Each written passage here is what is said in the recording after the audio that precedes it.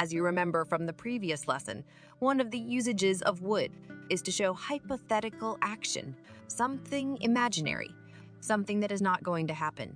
We can make it past too. If we just add present perfect after would, it will show a hypothetical action in the past, something that didn't actually happen. But we pretend that it happened. It is often used in past and real conditional sentences, which we will cover later. For example, why didn't you just tell her that she is ugly? Oh, that would have been very offensive of me. Meaning, if I had told her somewhere in the past that she was ugly, which didn't happen, I didn't tell her that. So it would have been offensive, a hypothetical action in the past that didn't happen. Let's try another example.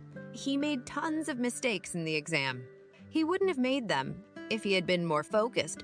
The fact is that he made those mistakes in the exam.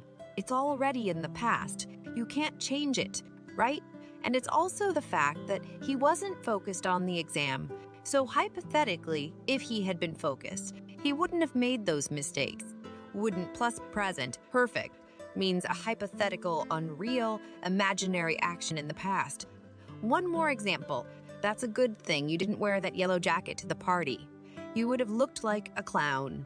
So there was a party sometime in the past. Jack didn't wear his yellow jacket. He wore the gray jacket, that's the fact. But just hypothetically, if he had worn a yellow jacket to the party, he would have looked like a clown, but didn't happen. That's why it's hypothetical imaginary action in the past. He would have looked like a clown, but he didn't. Okay, that's it for now. Stay tuned for more videos.